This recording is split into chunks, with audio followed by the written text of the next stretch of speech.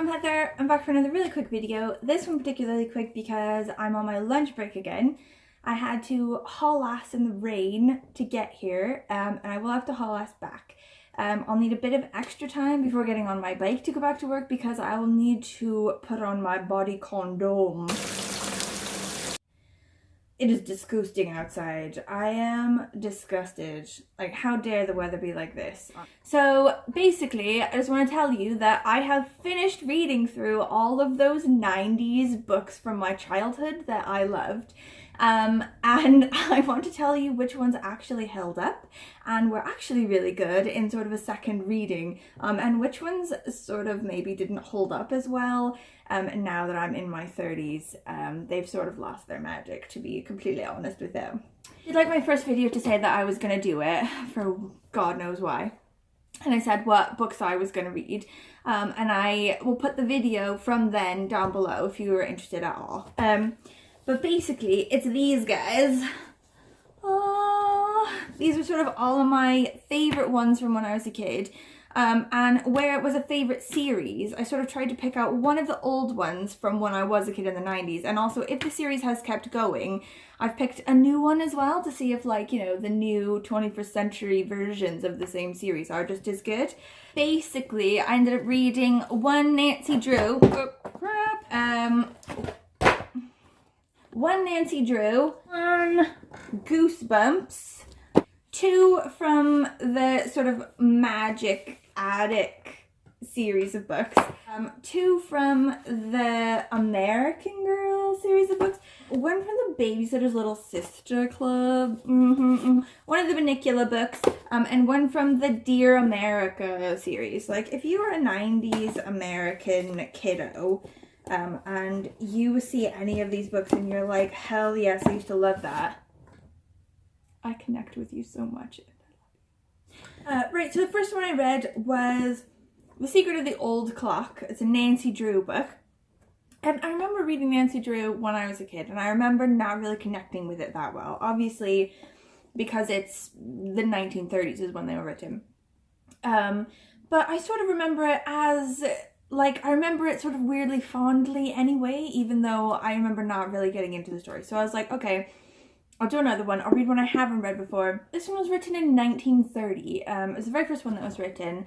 And it says it was written by Carolyn Keene. And I was like, oh, that's pretty good. I think I'll Google her and see, like, what her background was in the 30s and blah, blah, blah. Turns out, greatest lie of my life, guys, is not a person. It's a syndicate of writers. It's like... this like man in a tower, this like, oh, in my mind, this like evil, like Depression era gangster in a tower, and he's got like hired all these women writers just to sort of, he's like on a dais and he's like got a cigar and he's like looking out at all his bitches, and there's just like women just like typing away like ceaselessly on these stories for him so that he can make all this money on these like this huge like empire of Nancy Drew, you know. And like in the other room they're like making Nancy Drew t-shirts, and in the other room they're like, you know, answering calls like as if they're this person, Carolyn Keene or whatever. Like, I know that that's all just like fabricated bullshit in my mind, but really, like, why?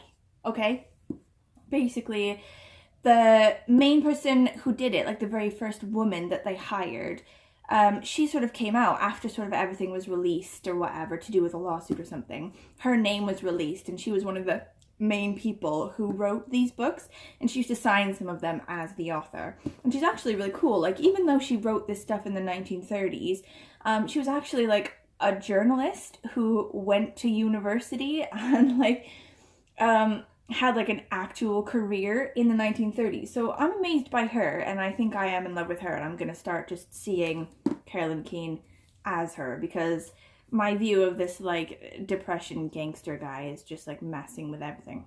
But anyway, this book actually I did not connect well with. So like basically the girl is a rich girl, basically. Her dad's a lawyer. And it's a lot of her meeting disadvantaged people who are poorer than her, and her saving them somehow. And there's basically this like evil gangster style guy and his like evil family, where the two daughters are a bit like the stepsisters in Cinderella. Like, they're uglier and meaner than Nancy Drew, who is described in here as attractive.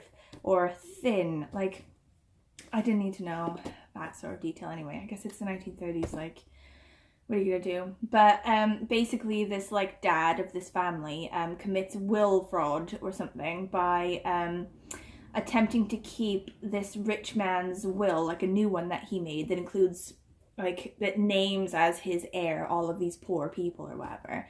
The rich guy, like, goes about trying to hide the fact that he'd made a new one then, instead of just giving all of his money to the rich guy.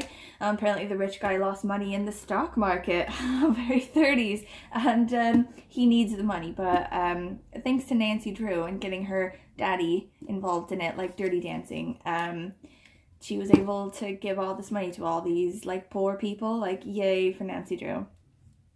Like, okay, this one didn't hold up. This one's an eh.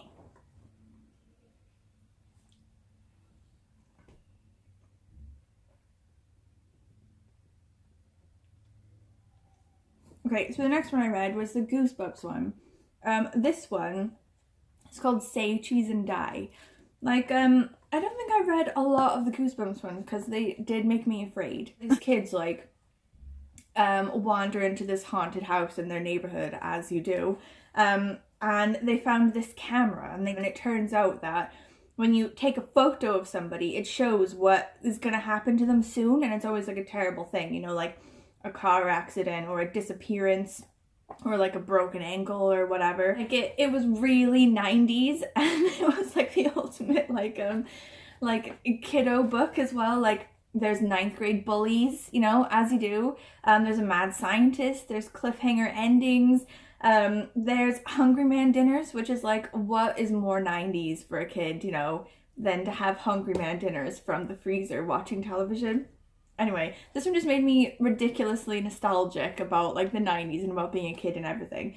But actually the story was pretty good. Like, the idea of a camera that like takes pictures of horrendous things and then those horrendous things comes true, and also like a mad scientist or whatever. Like, I did really like it, and I wonder why I don't think kids actually read Goosebumps as much as they used to. Like, I know it's still a thing, but I don't think they're as big, and I wonder why. Like, they're great books, and I wonder, is it because they're quite scary? Because actually, some of it was, like, a little bit scary. Like, I know I'm a wuss, but anyway, I did really like that one. That one held up, so ding. Okay.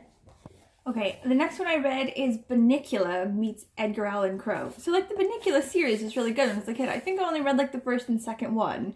Maybe just actually the first one. I think I read it with my mom, and it was amazing. And the basic premise is that these 2 dogs and cat and these kids are a family, and then they get a bunny, and even though the dog and the cat and everything can talk to each other, they can't talk to the bunny, and they suspect that actually the bunny is a vampire.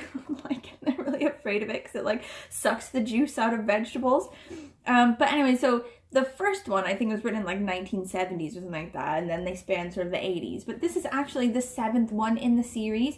And I think, if I'm honest, by the 7th one it's sort of lost its awesomeness. Like, I think these ones are written even in like the 21st century. But I was like listening to this podcast or whatever about this guy talking about Bunnicula, who just like loves Bunnicula, and he said one of the books, one of the earlier ones, is actually Bunnicula's origin story, and he said it's one of the best origin stories for a vampire ever, like, despite being a kid's book and despite being about a vampire rabbit. Like, so now I really want to read that one. I think it's like Holiday Inn. Basically, this one is the bunny and the dog and the cat, and the kids are all still there and they haven't changed. But the kid writes to his favorite author, who's like a sci-fi author or whatever, and he comes to visit them, and he brings his crow with him. And like all of this sort of mysterious stuff is going on. Like, the cat thinks that the crow, or like thinks that the sci-fi writer is going to try to kill them and stuff them and like make horrible things happen to him so he can write about them in his books. And then, like, you think, oh, something's up with the crow, you know, it's like plotting against them or whatever. It turns out that the writer's just like, you know, a sad old man with no friends, and the crow is like worried about him and like wants to sort of make a scheme to where the author has more friends so that he can go off with his little crow wife and have like little crow babies. Like, it's a cute idea, but number 7 in the series, I would say no. Like, it probably, the good ones ended about number 4 is what I reckon. So that one didn't hold up. Okay, the next one I read is Babysitter's Little Sister. Like, I used to be part of this fan club. I had like a fan club card and everything. I kept it in my wallet. But basically, I used to get a book every month. They used to send me a new one, so I had like a gazillion of them. Anyway, I remember the very first time I ever laughed out loud, like uncontrollably laughing at a book, was this actual book. I remember it. I didn't remember the name of the book or the premise of the book or anything. I only remembered the part that made me laugh out loud.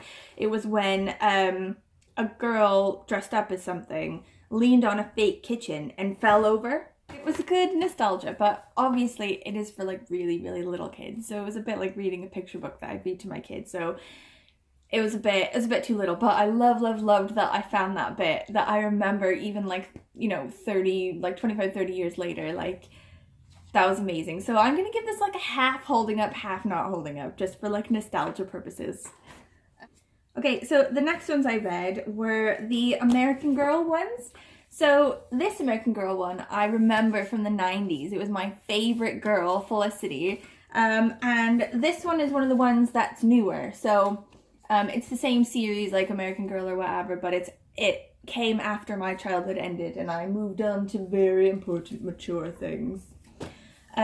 Okay, but this book, I was absolutely in love with it as a kid, and I was in love with her, and I think it's pretty much the source of why I love everything 18th century America. Like, I've always loved, you know, like Salem and witches and stuff like that, but just like anything 18th century American colonial, and I have done since before I can remember. But actually I think this is the beginning. This is where it all started. Like, when I was sort of reading some of the things through and looking at the photos, and I was like, oh yeah, like whenever I think of people and like people living in colonial America, I think of these things first, like down to this sort of dress as well. Like, this very dress is in my mind now, like cemented as like the thing that people wear in the 18th century in America. And I didn't really fully understand that this was the birth of it all until I read it again. And I love it just as much as I did then, like partially due to nostalgia, obviously, but also because it's just a good book. It's a good story for kids. Like, Felicity, basically, she lives in colonial Williamsburg, and her dad's like a shopkeeper. She has a little brother. And there's this horrible guy named like Jiggy Nye or something really cliche, and he's cruel to his horse, but she loves the horse, so she goes and she visits the horse all the time, and she tries to like calm the horse down, and then she steals the horse, and her dad's like, you can't steal a horse, like they will literally kill you. I was like, oh shit, that took a turn. But so then she sets the horse free, you know, in the end. She's like, oh, if you love it, learn to let it go, blah blah. Lessons were learned, guys, you know, there was a good moral. Basically, also, the thing that shocked me a lot, actually, was so in these books, they always like have a thing in the back, like an actual factual thing, you know, so like looking back, 1774, a peek into the past, and it tells you about colonial Williamsburg or like whatever part the book is about. And I was reading through it and I was expecting it to be like really horrendously inaccurate, or at least like sugar-coated in a horrible way. Do you know what I mean? Like, all of the information that I got as a kid about American history was like very nearly wrong. Like, because I don't know, it's like oversimplified to the point where it doesn't even make any sense, or like it's really sugar-coated, or like our part in things is played down or played up depending on if it's good or bad. But I was reading through this and it's actually really accurate and like good information. Do you know what I mean? Like, some of it I googled, I was like, wow, I didn't know that, and that's actually true. And it's pretty like honest about like American involvement in things. Like, I was weirdly like, I don't know, impressed with this book. Like, I obviously had solid information coming from these guys at the American Girl Company. So that one 100% held up. But I wanted to see also like the new ones. Oh, are they going to be as good? And to be honest, this one was pretty good, but not as good as the other one. I reckon the new ones are like missing a bit of the power, you know, a bit of the magic.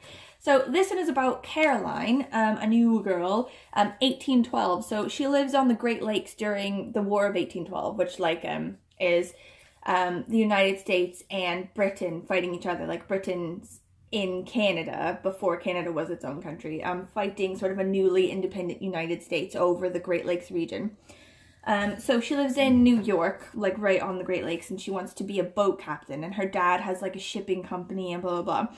So in this one, war is declared between the US and Britain, and she and her dad and her cousin and her friend or whatever, her cousins, are like caught unawares on the water, and a British ship sort of takes their ship, sort of like takes it prisoner, I guess, and then like takes the cousin and the dad prisoner as well, and they send her home. So then she's sort of going about like all of this like new war stuff or whatever, without her father, not knowing if he's okay, like knowing that he's still in prison. And also they have to keep the shipbuilding alive, like the shipbuilding company that the dad runs, he's not there. So she and her mother like have to run it basically. And also again, it was really interesting because like the stuff at the back, sort of the stuff, you know, that section that says about like, oh, America in 1812, loads of it in here I didn't actually know. Like, I didn't even realize that there's like this huge hole in my personal like knowledge of American history. Like, I don't really know that much about the War of 1812. Like, I know that they burned the White House, you know, and the First Lady had to run out of the house with the portrait of George Washington in order to save it, you know, and there's still scorch marks in the White House from then, blah, blah, blah. But that's like, you know, I know that it's between the United States and Britain, but, you know, I think that's it. I think that's all the information I know. I didn't know really why it started. Like, why, okay, so the US just won its war against Britain. Like, obviously they're not friends, but, you know, why aren't they just leaving each other alone? Like, the end of the war has been called. But sort of, it's basically to do with American expansion, which has caused, like, a crap ton of problems in Americans' lives. But, like, it's sort of moving further and further west, you know, it's sort of like gaining property, gaining power, gaining wealth, and sort of Canada is sort of looking down south, you know, looking at America going, oh, it's only a matter of time before they try to expand upward into the north and take bits from us. So they start sort of like messing with them. They start sort of like not allowing them to trade with other places, you know, and stopping them and like taking their ships and stuff and just sort of niggling at them. And finally, in the end, the US president, he's just like, okay, like war now, and I had no idea, and that has changed.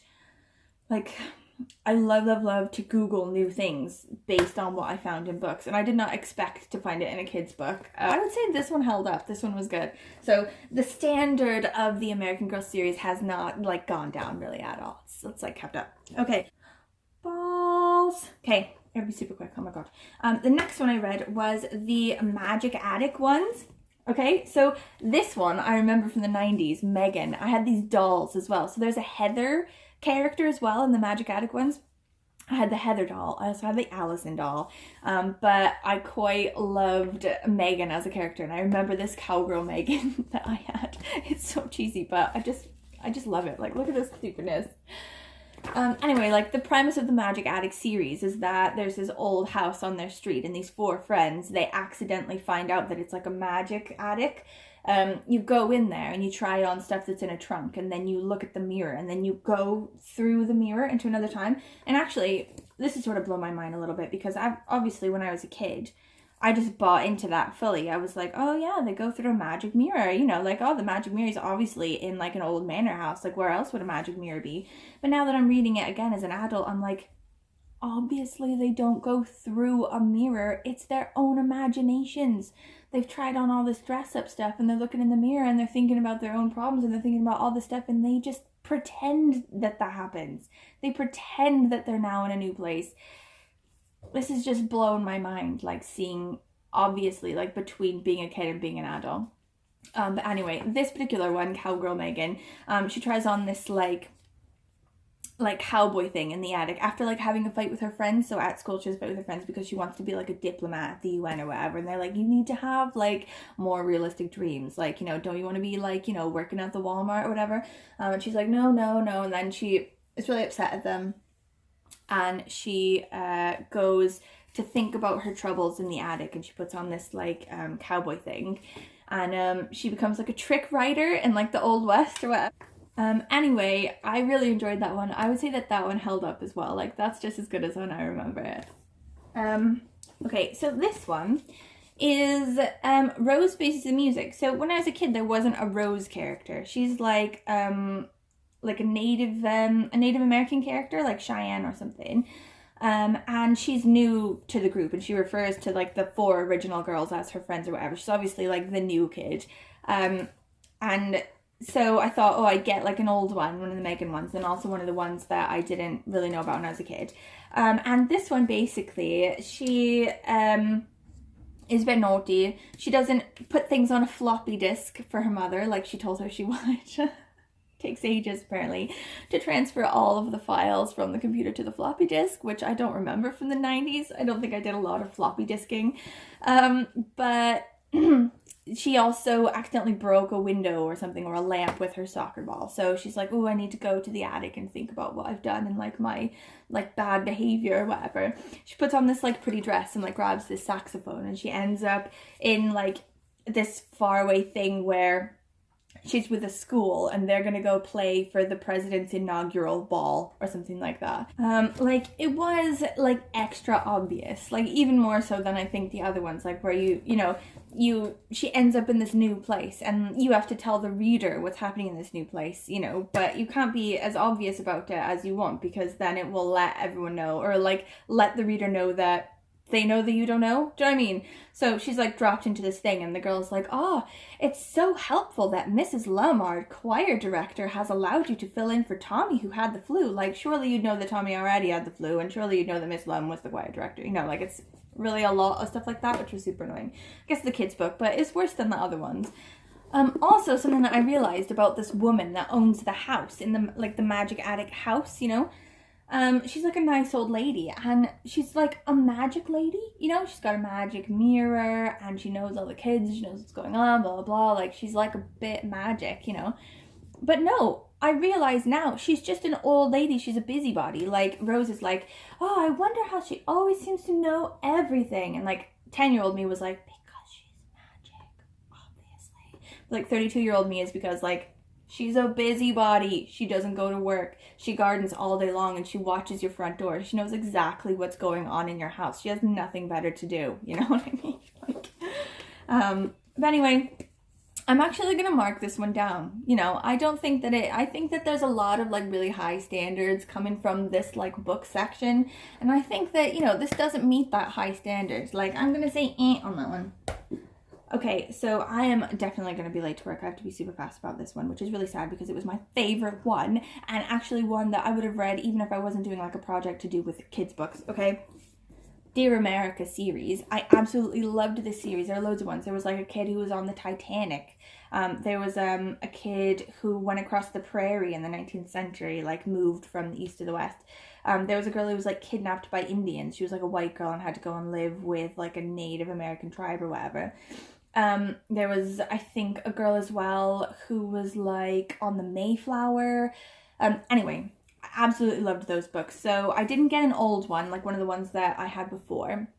I instead got a brand new one because now they have a Seattle, Washington one, which is where I'm from, obviously. This one is about a girl in 1941. She lives in Seattle, and her dad is the preacher for a Japanese, like, Christian church or something, like some sort of Japanese Baptist church or something. Her brother joins the Navy and is sent to Pearl Harbor. So obviously it's quite obvious from the go, Pearl Harbor and the Japanese internment is going to be like a main feature in this thing. But I still really loved it. And I think just on its like own merit, not as a kid's book, but as an actual book, is really good. It wasn't like obvious in the way of kids' books. It had really interesting themes, really interesting ideas, really well developed characters. And I think like one of the reasons I loved it so much is because I connected to it properly, because I'm actually from where she's from as well. So you get a lot of things, like I'm not saying that, they're the same, but in a similar sort of way, you get a lot more diversity now in books, so that kids who aren't just like, white middle class kids have somebody that they can connect with in a book. They don't spend all their time going, oh, this girl's another, blonde white girl, they can sort of say, oh, this person, is, Mexican like me, or, black like me, or whatever. But I think it's sort of something, I guess, similar roughly in sort of where you're from. Like, all books about America are like New York and Los Angeles, aren't they? Like, you never have someone who's from where you're actually from. So reading a book about a kid who grew up like in Seattle, and I know everything, and they sort of said street names and things, and they're like, oh yeah, there's an internment camp at the Puyallup Fairground. I've been to the state fair in Puyallup a gazillion times. I didn't know it used to be an internment camp. Are you kidding me? That's gonna ruin the fair, okay? And you're walking around on the fairground and go, oh, this Ferris wheel, probably someone just died here because they were interned against their will because they were Japanese in America. Anyway, like, had like a really interesting bit at the end as well, like the American Girl ones. It gives you like information about the time. So it had Seattle and Pearl Harbor and everything in 1941 and 1942 and 1943, just like during the war. And also it's based on a real person that I googled. It's a real preacher who really was a preacher for the Japanese. Like, he's a white guy, but he had like a Japanese congregation, and he moved him and his whole family to Idaho to be with them while they were in internment, and then they moved back. So that was really interesting. I really liked that one, and I might actually read more of these Dear America things just because I can, not because it's part of like a 90s project that I'm doing just like for nostalgia's purposes. Anyway, this one, ding ding ding, 100% stood the test of time. I love that one. Okay, I now officially have 5 minutes left to get my body condom on and then haul ass back to work on my bike. I loved this project. Like, when I first started it and I was doing my first video or whatever, and I was like starting to read the books, I was like, ugh, this is stupid. Like, why did I think it was going to be amazing to read all these books from when I was a kid? Like, nothing's going to be as magic as it was when I was a kid, do you know what I mean? But just kidding. This was the best idea I've ever had, and you should do it. It's amazing. Like, after reading each of them, like, I just feel really bubbly and happy and like amazing, you know? Loads of books I read that are really lighthearted and are really funny or whatever, like, yeah, okay, they make me feel good, but they never make me feel this good. This is like a nostalgia high, and being a kid is awesome high, and the 90s were amazing high, and also books are magic high, like, all together in one. This is the most amazing project. Like, I obviously don't have time to do it again because I have like a million books on my list that I need to get to. Like, I'm thinking of doing Believe-a-thon. I think Gavin Hetherington, he's doing the Believe-a-thon, and I love him, and I love like his videos about like kids books and stuff. So I think I'm gonna do that, and I'm gonna read a couple more kids books. And why am I still walking? I have to go to work. Okay, thank you so much for watching this video. If you liked it, please like and subscribe to my channel. Please, please, please. I'm sorry I had to talk so fast. I hope your ears aren't bleeding. Okay, thank you. Bye.